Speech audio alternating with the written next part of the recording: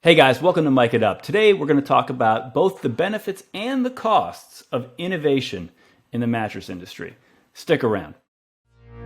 Welcome to Mic It Up with GoodBed.com's Jeff Cassidy. So when that's the case, it becomes harder just psychologically to make a change. And Mike Magnuson. If you're doing those things, you can be competitive long term. Just when you thought these number-crunching data lovers couldn't get any nerdier, they started a podcast. And I know this is pretty controversial, but this is why we're having a podcast, right? But if you want to be smart about how the mattress shopping journey is changing and what retailers and manufacturers should be doing about it, well then, man, have you ever found your people? Because right now, it's time to mic it up.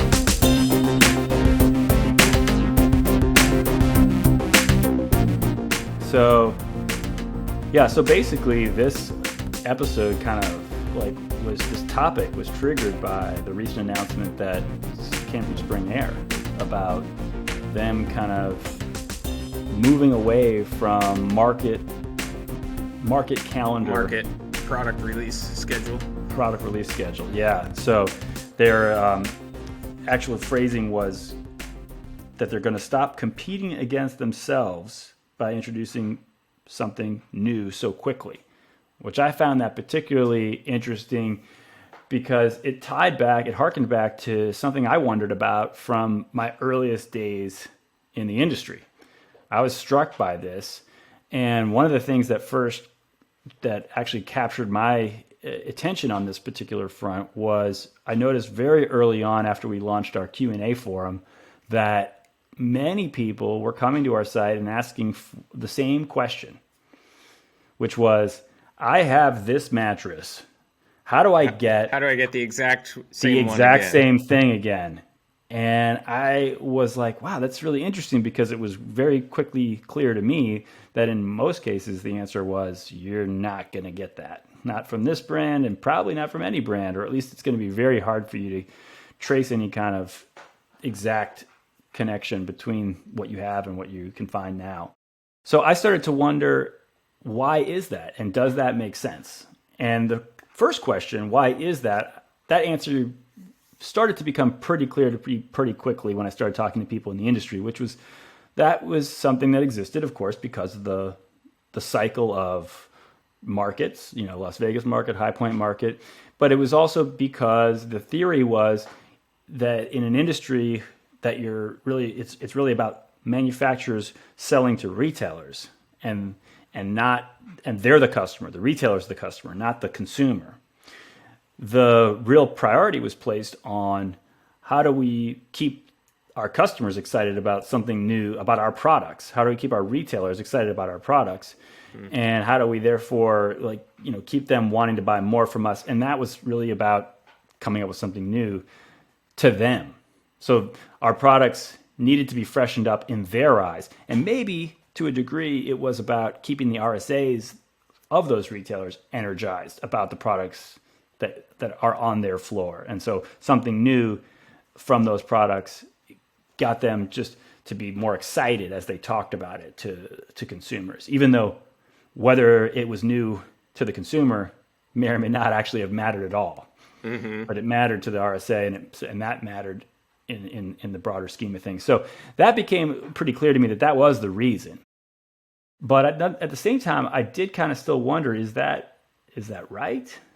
Does that really matter? And in the first context in which I wanted to think about it was, well, how much does it matter to the end consumer? Because that's certainly the variable that really wasn't being considered at all in the equation. And it was maybe just even presumed that, of course, people would want something new. Right. That they like innovation and everything else, so they would want it just as much in mattresses. Yeah. So to answer that question, I posted a survey, and mind you, this was a while ago, so this isn't fresh data, but I have 2013, right? Yeah, it was 2013 when I first started wondering about. Well, it was probably before then when I first started wondering about this, but it was 2013 when I posted this survey on our website, and so take it for what it's worth. But for what it's worth, I kind of feel like a lot of this data would be, pretty similar amongst today's shoppers. I don't know. That could be part of it. This discussion or sure. not. We could make reasonable people could disagree on that. But very important to note. 2013 yeah, data. put it this way: the number of people who come to our site and ask for the where they can find the same mattress that they already have has not gone down. Really? Not at all. Not at all. That's exactly as common as it was in 2010. So that's surprising. That's surprising to me.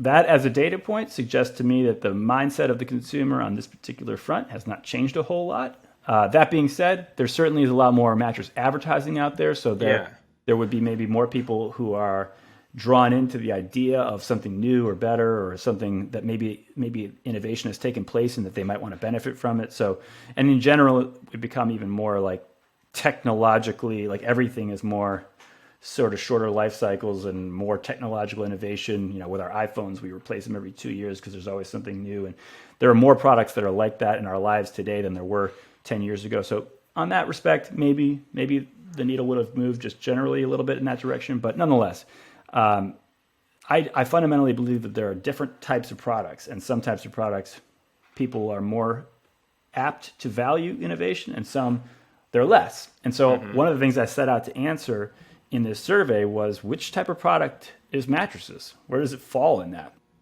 And the question that we asked was, would you buy a new mattress that's an exact replica of your current one?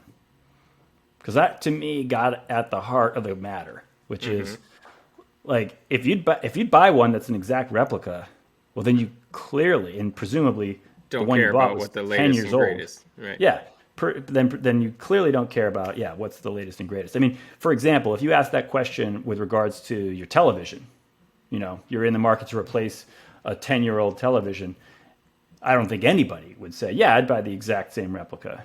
They're going to presume things have gotten smaller, better, faster, brighter, whatever, and they want to benefit from those. So I asked that with mattresses, and 23% of people said yes. 77% said no. So how does that land with you? Right off the top. The other way around. There was a glitch in the 23% of people said that they would buy an exact replica of their current mattress. 77% of people said no, they would not. How does that land with you? Sounds about right. Like, I think in the post you got into it, but it's highly depends on how long they've had the mattress. So if I'm unhappy, I will have gone to seek a new mattress sooner, and I'm probably more likely to say I care about the latest and greatest. If I've had it for a long time, it works. So I know this works, and it's a daunting task to figure out new stuff. I know this works, so I just want the same thing because I know it works for me. Yeah, but kind of that, some ways that's intuitive, like you put it, but you could also view that as counterintuitive, that people who have owned their mattress longer, whose mattress design therefore was older, was an older model, they were more likely to have said yes to that question. And so those people, just to the way you put it, it sounded intuitive, but in another way, I think it's a little counterintuitive. And so overall, when I saw 23%, at first blush, I was like, oh, that's actually lower than I expected. I thought maybe even more people would say. But we actually had thought this through on the front end of this survey. And so it was actually, if they answered yes, we asked them how long they had had their current mattress. That's how we got the data that we just shared. But if they answered no, we asked them why not. And we gave them several choices, ranging from, I want something newer or better, which is kind of like what we presumed is the main reason why people would care about innovation, would not want the same replica. It certainly would be the main reason why people wouldn't answer yes if it was about their TV.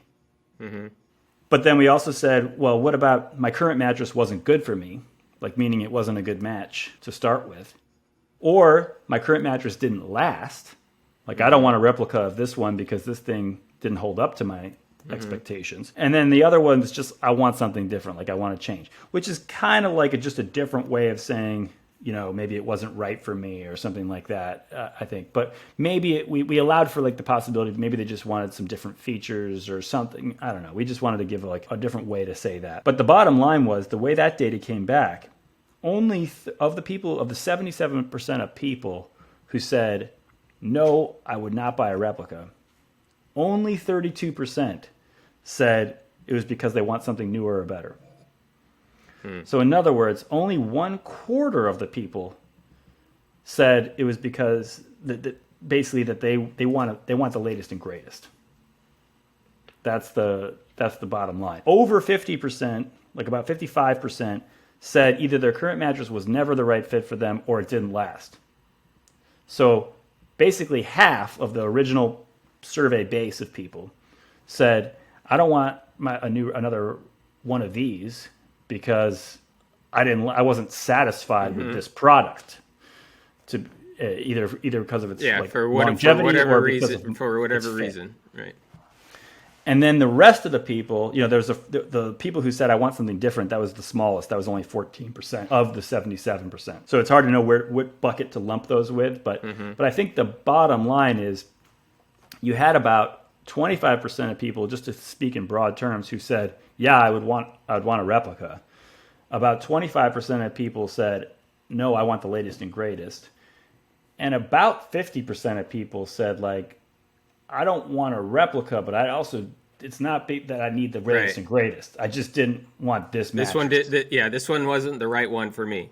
Yeah. But that's kind of the high level. So that to me, when we got the full context of all the data, it really did open my eyes because I realized, okay, for one thing, now all of a sudden the 25% seems pretty big, right? When you think about it, wow, 1 in 4 mattress shoppers would literally get the exact same mattress. 25% of the market would buy the exact same mattress if they could.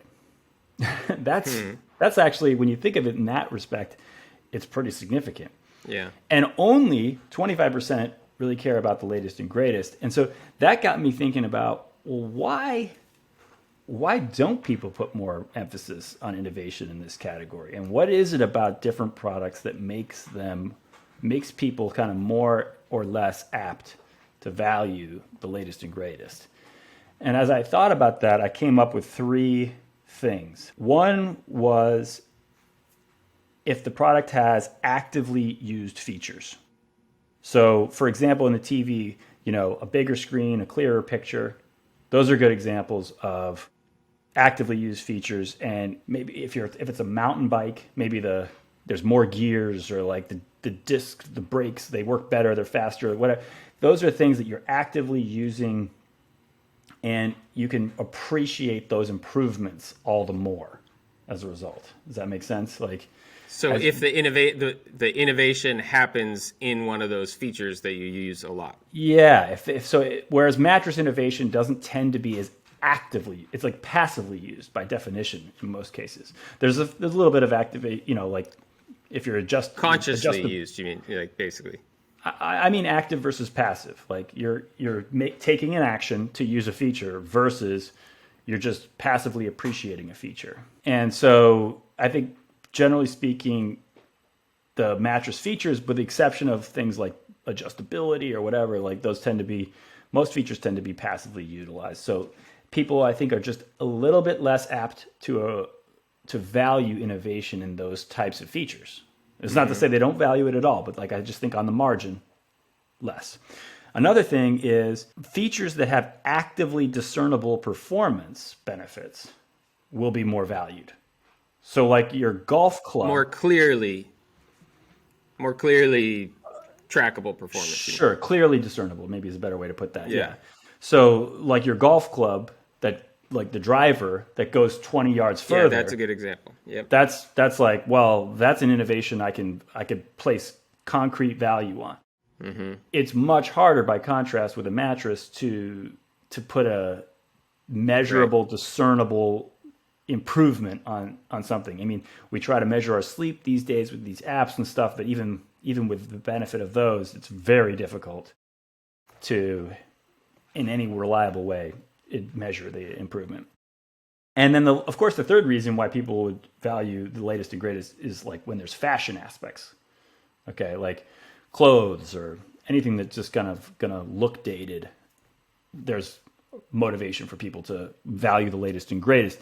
And mattresses, because of the fact that they're covered all the time, they really just don't have any element of that. Mm-hmm.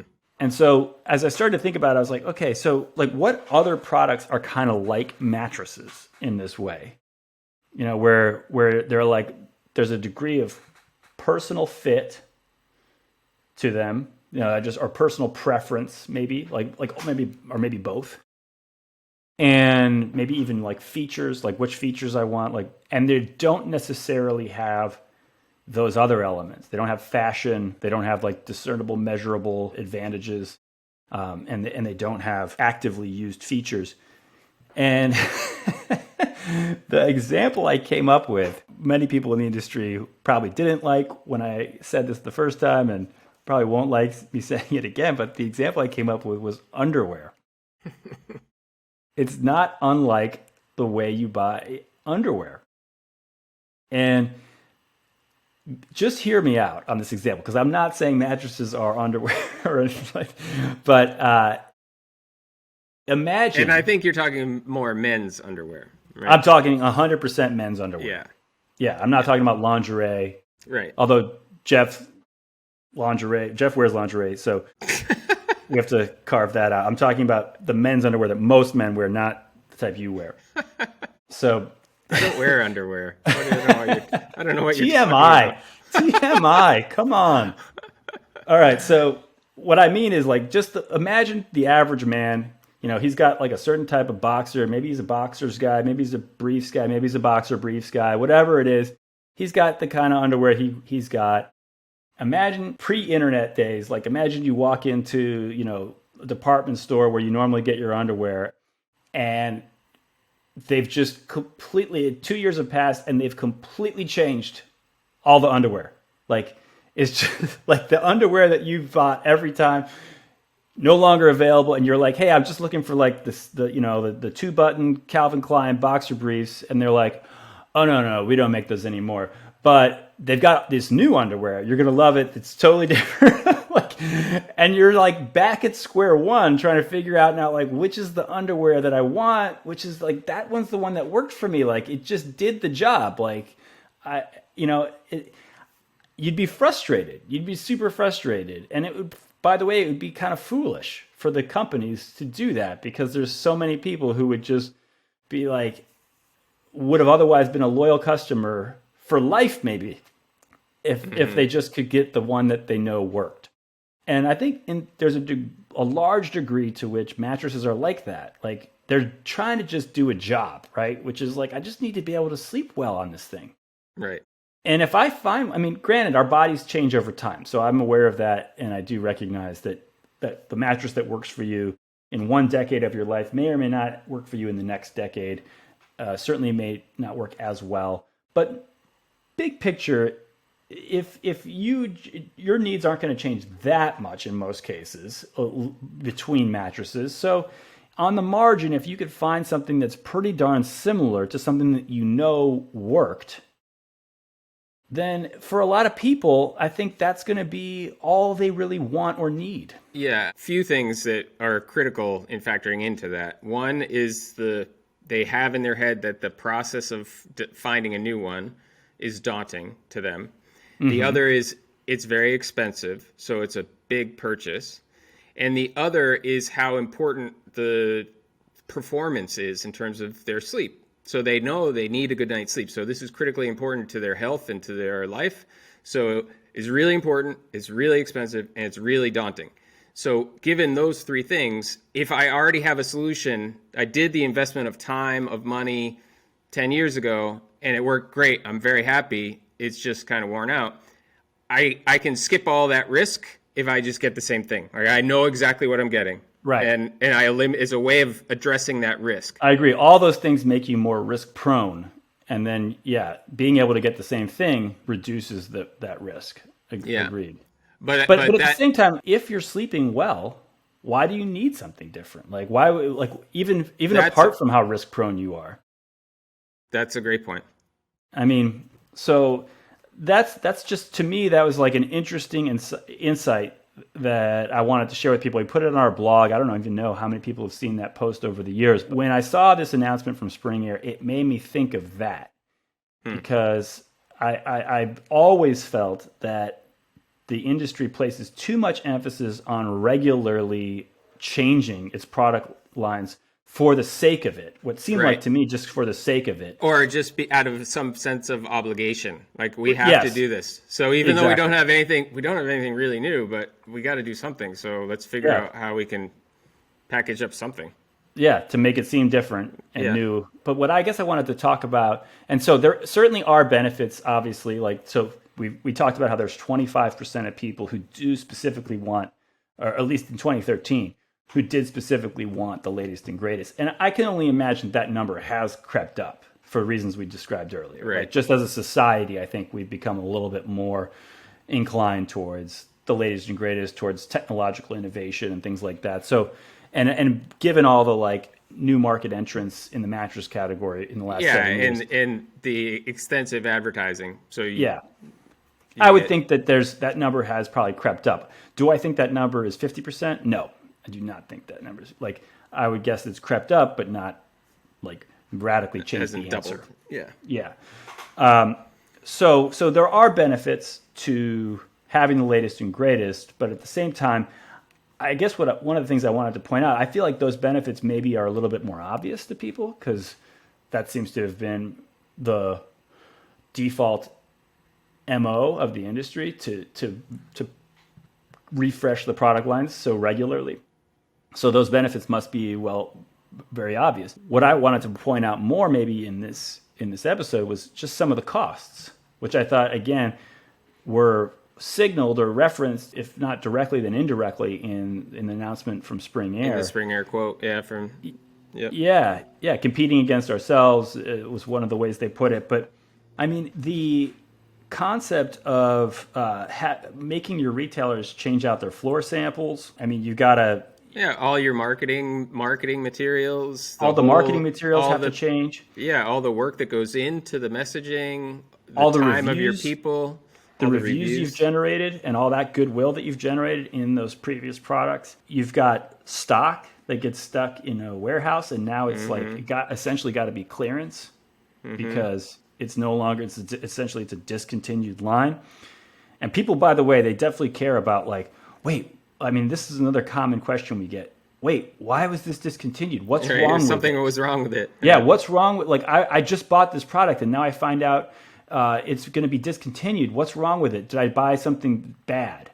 Yeah. They assume, understandably, they assume when something gets continued, it's because something better was discovered. That like something, and of course the answer is no. It's fine. It's what you bought is fine.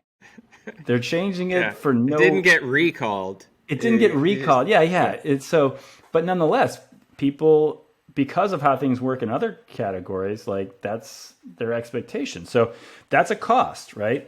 And there's soft costs too. Like we talked about the reviews, the brand equity that they build up that you build up in a model name, and the opportunity. Maybe the biggest soft cost is the opportunity for these repeat buyers.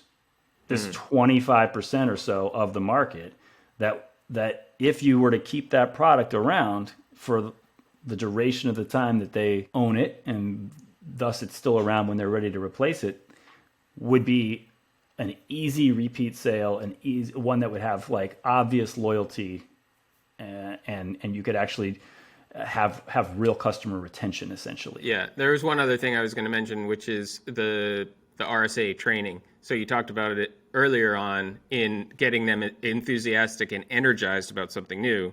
The cost side of that is when I introduce something new, I have to train all of them. That's right. Not only the cost of that, but there's some risk that I don't train them well enough, and now that my poor education about the new thing hurts my sales because I didn't do the training well. So there's actual costs, and then there's risk that is non-zero.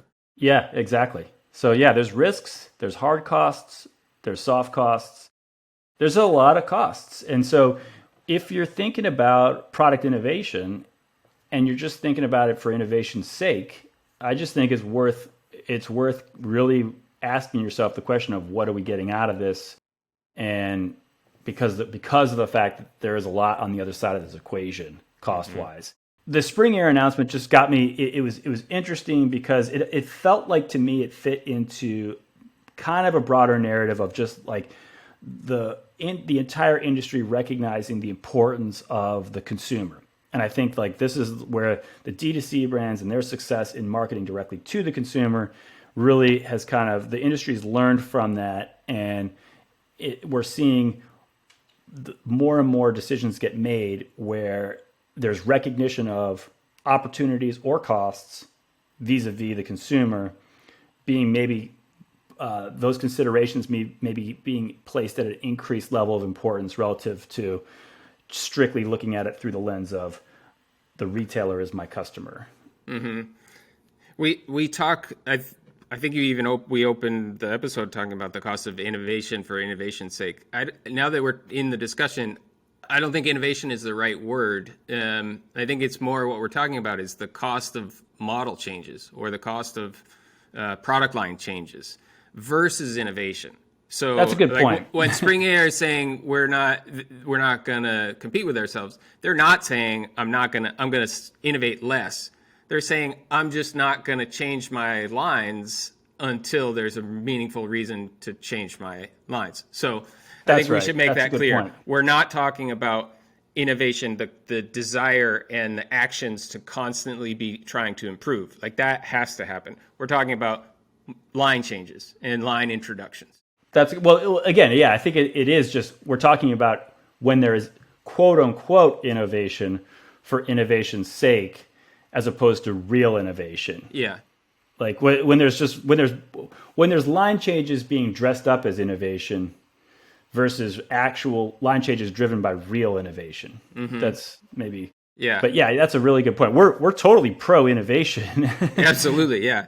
But we're not, what we're saying is, what we're questioning is, what is the value really of the sort of more on the margin type of stuff where you just sort of change things around a little bit and put a new cover on it and you give them new names and that type of stuff. Like, and being so committed to a schedule of, well, this is only going to run, has to be done by this date too. Yeah. X number of years. And now it's getting stale or whatever.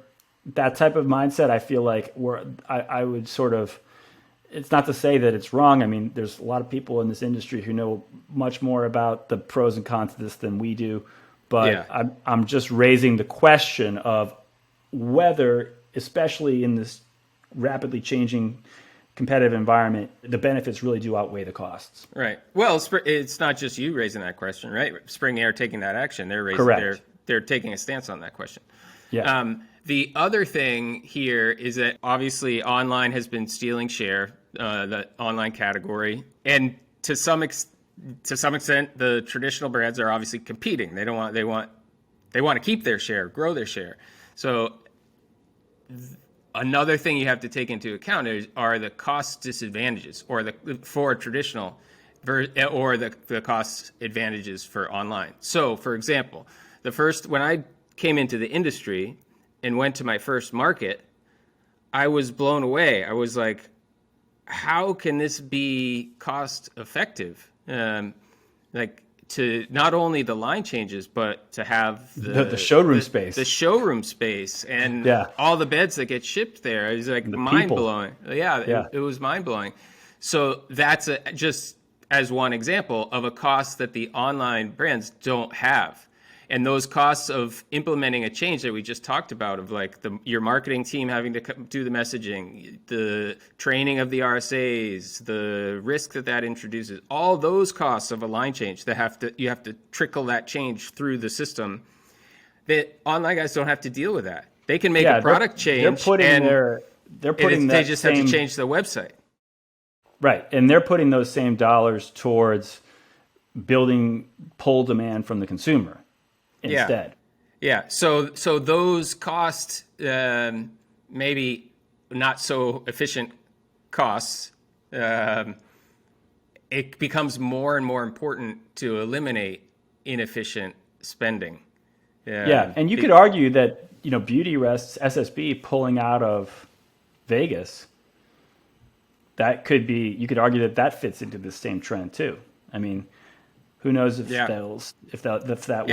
I don't know if it'll stay that way. I don't know either. Yeah, but if it does, that you could look back. History could view that as a change that fits into this same kind of narrative.